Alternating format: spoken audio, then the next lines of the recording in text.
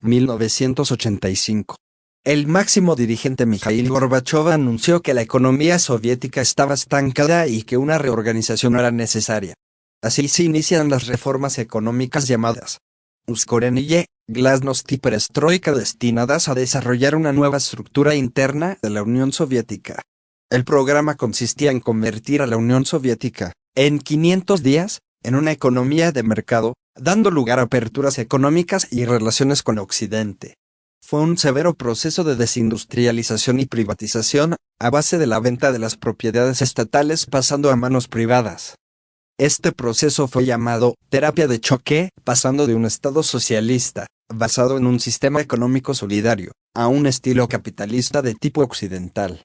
La ley de empresa anulaba todo control sobre los recursos, lo que alentó la creación de bancos privados y la concesión de créditos ilimitados, que provocaron inflación y escasez total, y se redujo la inversión. Todo esto produjo la desmembración de la Unión Soviética en pequeñas repúblicas.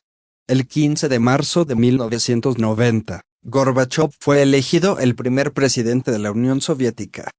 El 12 de junio de 1990, el Congreso de los Diputados del Pueblo de Rusia aprobó la Declaración de Soberanía Estatal de la RSFS de Rusia. En 1991, los presidentes de Estados Unidos, George Bush, y de la URSS, Mikhail Gorbachov, firman en Moscú el Tratado de Reducción de Armas Estratégicas, que obligó a los dos países a desprenderse del 30% de sus armas nucleares estratégicas desplegadas. David Rockefeller visitó la entonces URSS en 1992, encabezando una poderosa delegación de la Comisión Trilateral, que incluía a Henry Kissinger, el anterior presidente francés Giscard d'Estaing, el ex primer ministro japonés Yasuhiro Nakasone y William Milland, editor del periódico del CFR, Foreign Affairs. En su encuentro con Mikhail Gorbachov, la comitiva buscó y recibió una explicación sobre la integración de la URSS en la economía mundial. La información obtenida por las delegaciones se transmitía mediante informes a los miembros de la Comisión Trilateral, y cuando era apropiado, a los líderes políticos estadounidenses. 1987. Brasil adoptó políticas neoliberales, con el apoyo del Partido Obrero de Izquierda. Por ejemplo, las tasas arancelarias se redujeron del 32% en 1990 al 14% en 1994. Durante este periodo, Brasil puso fin efectivamente a su política de mantener una economía cerrada, centrada en la industrialización por sustitución de importaciones, en favor de un sistema económico más abierto con un grado mucho mayor de privatización.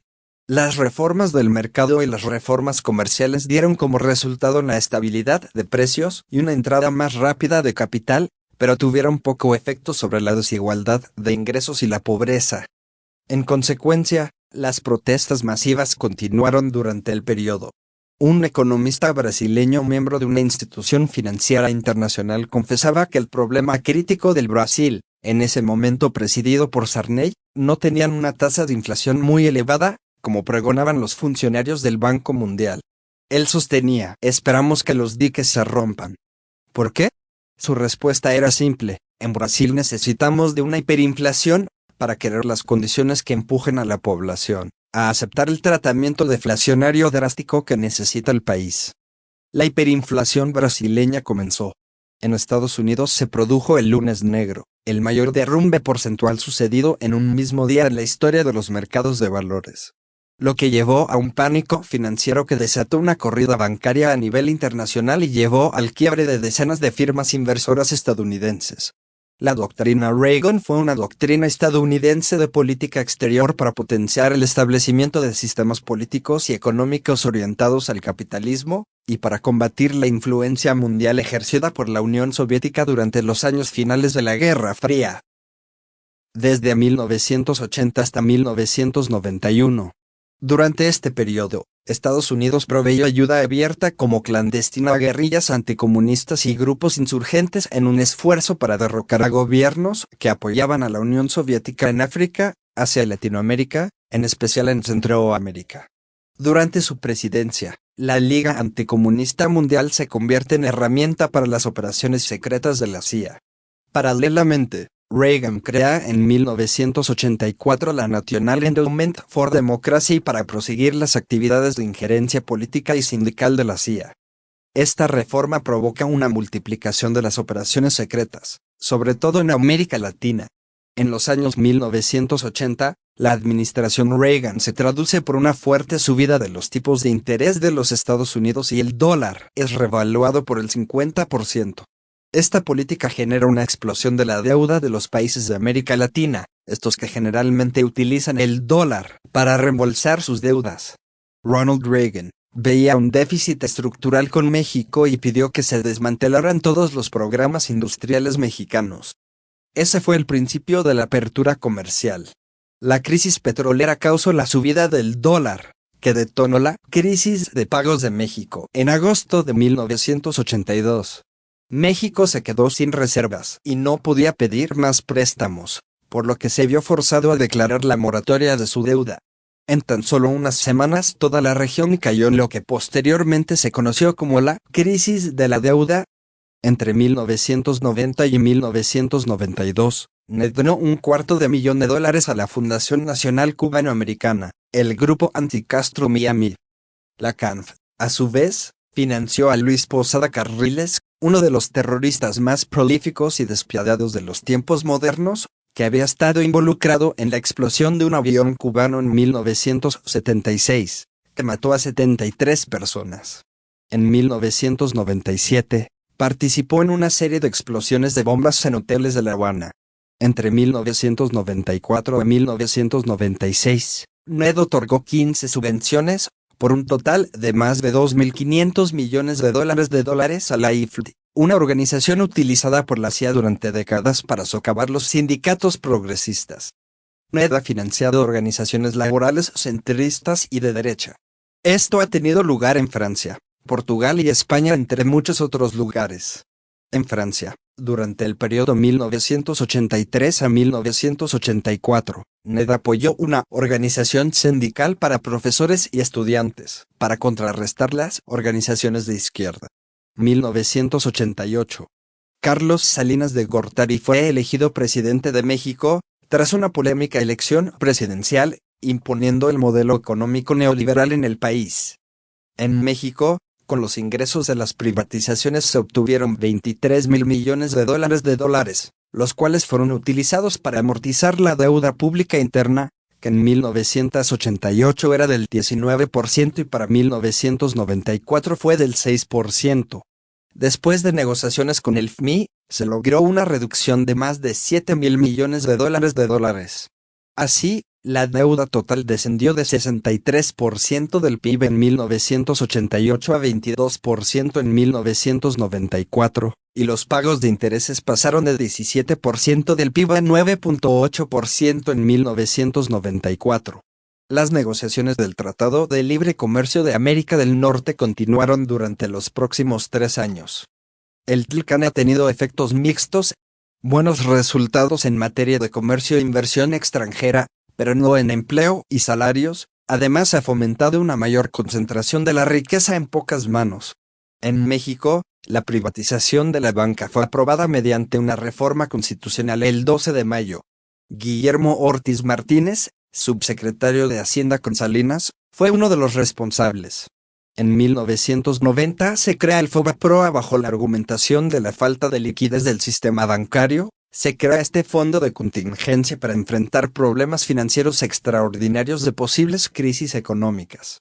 El artículo 27 de la Constitución vigente en 1988 establecía la obligación del gobierno de dar tierra a todo el que la solicitara. Carlos Salinas de Gortari señaló que era necesario terminar con el reparto masivo de tierras. El reparto masivo de tierras ha concluido. Quien afirme que todavía existen millones de hectáreas por repartir está mintiendo. Salinas anunciaba en 1991 una profunda reforma a la Constitución y a las leyes en materia agraria, a fin de hacer posible la venta de los ejidos. En 1991, la desigualdad social se disparó. El país tenía 2 hombres con una fortuna superior a los $1,000 millones. En 1994, al final del sexenio de Salinas, ya eran 24. Y el más acaudalado de todos era Slim, beneficiario de la privatización de Telmex. Para 1994, Carlos Salinas tuvo un elevado gasto gubernamental en obras públicas con el objeto de ganar popularidad. Este gasto gubernamental llevó a un déficit de cuenta corriente histórico y así, Salinas emitió los tesobonos, instrumentos financieros de gobierno que aseguraban pagos en dólares y con los cuales pudo recaudar fondos el Banco de México.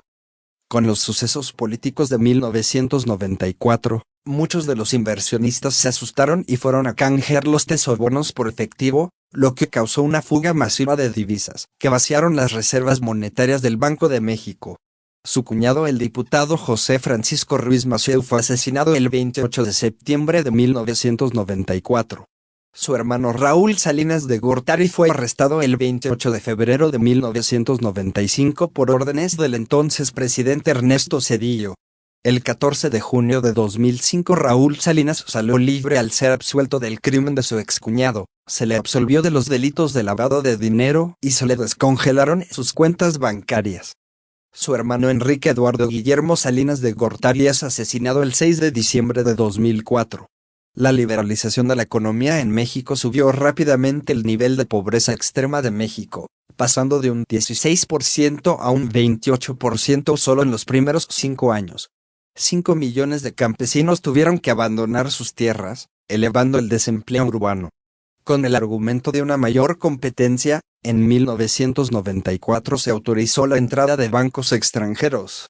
Sin embargo, hoy en día alrededor del 80% de la banca es extranjera.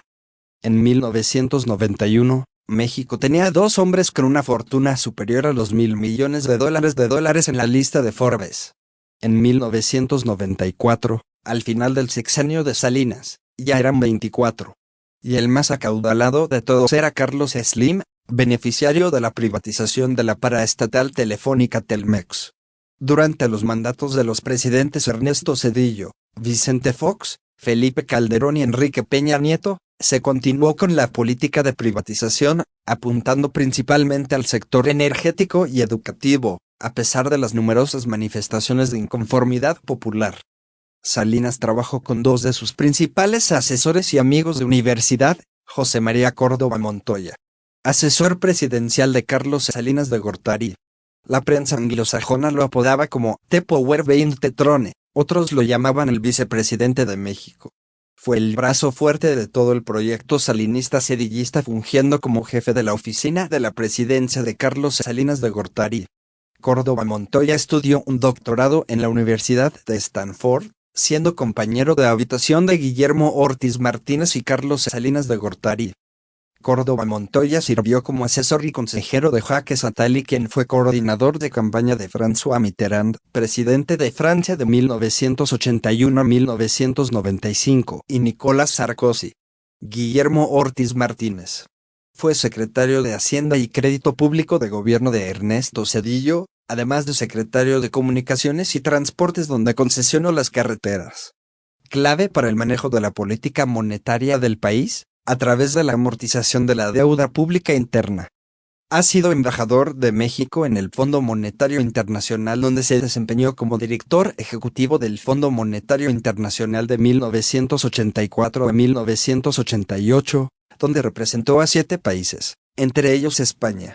Subgerente y gerente del Departamento de Investigación Económica del Banco de México de 1977 a 1984.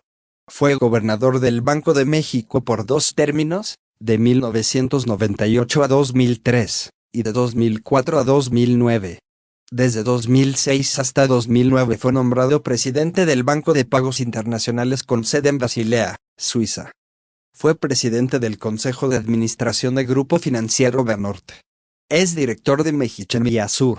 Es también director del Banco Nacional de Comercio Exterior SNC. Ha sido desde 2010 consejero independiente de Grupo Comercial Chedraui, SAB-DCV, Vitro, SAB-DCV, y Waterford International Ltd. Sirve como director en Nacional Financiera, SNC, institución de banca de desarrollo. En 1999, Ortiz se convirtió en asesor financiero del Grupo de los 30, grupo elitista oligárquico creado por la Fundación Rockefeller con sede en Washington.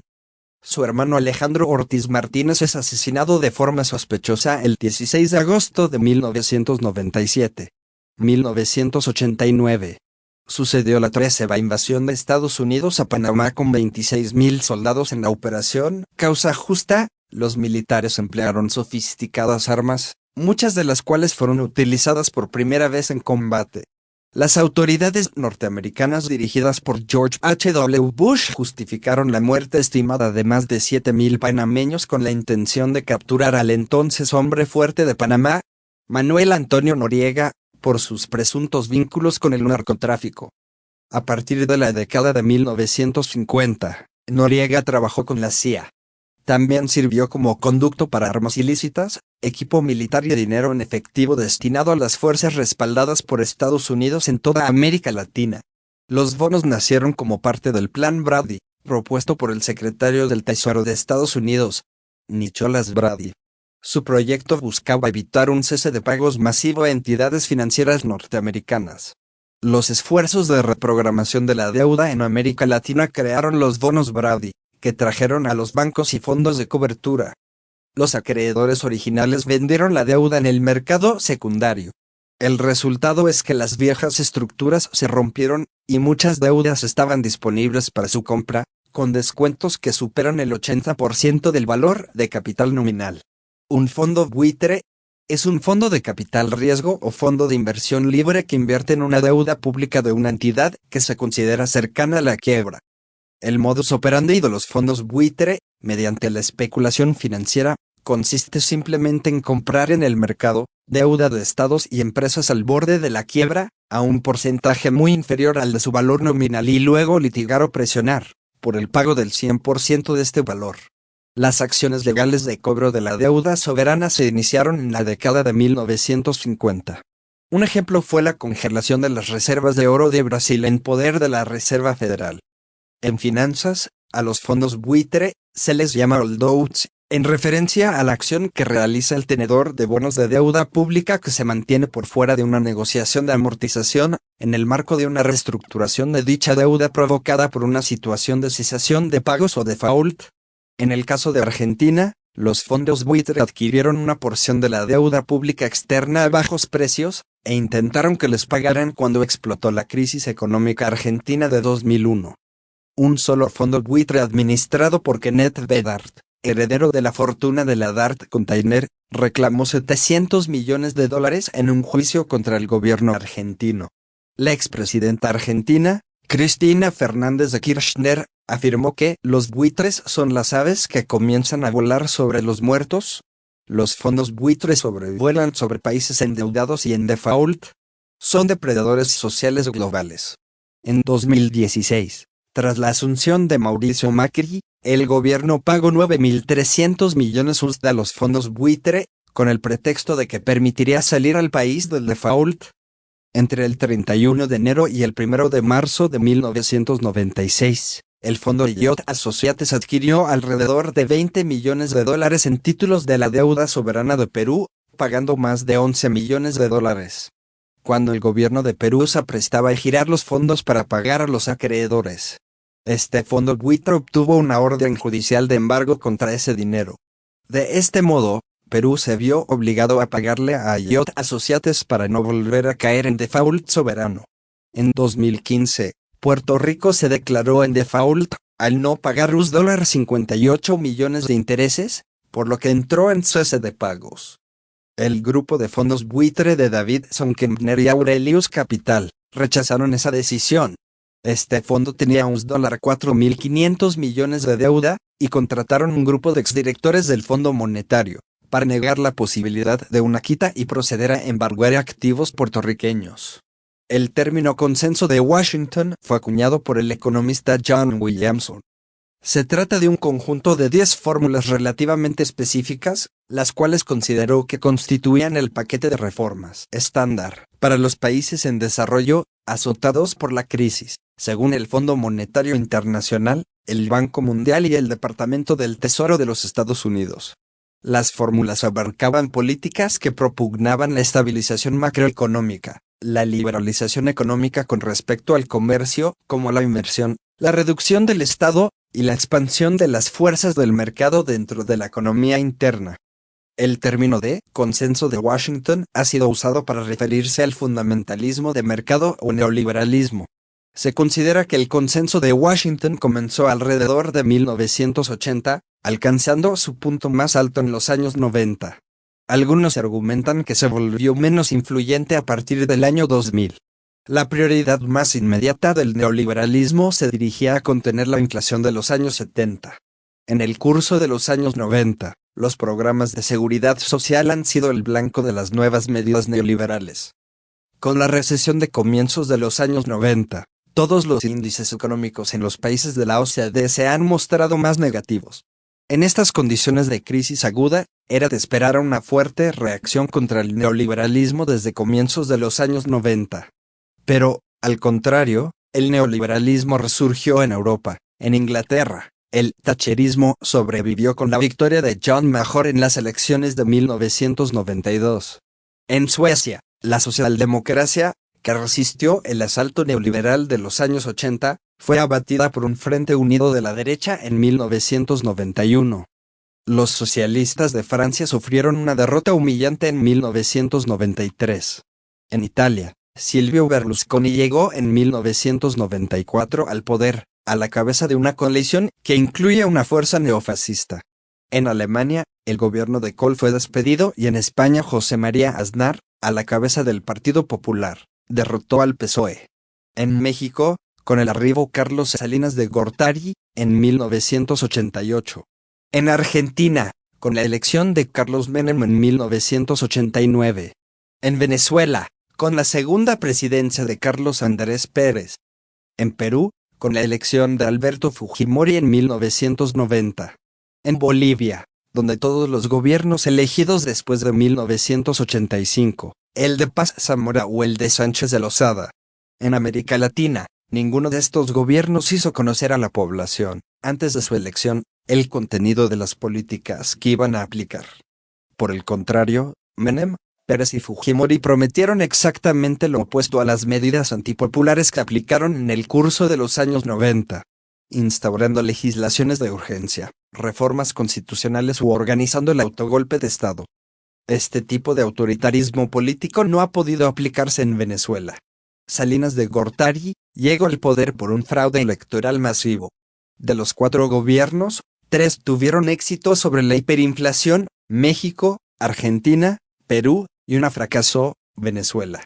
Las condiciones políticas necesarias para una deflación, la desregulación brutal, el aumento del desempleo y las privatizaciones se han hecho posibles gracias al poder estatal aplastante del PRI en México. 1990 a 1991. Inicia la Guerra del Golfo, que fue un conflicto bélico librado por una fuerza de coalición autorizada por las Naciones Unidas, compuesta por 34 países y liderada por Estados Unidos contra Irak en respuesta a la invasión y anexión iraquí del estado de Kuwait. 1990 a 2000. Varias economías del África subsahariana fracasaron, a pesar de los esfuerzos neoliberales de una reforma política, cambios en los entornos políticos y externos y un fuerte flujo continuo de ayuda extranjera. Uganda, Tanzania y Mozambique estuvieron entre los países que mostraron cierto éxito, pero seguían siendo frágiles.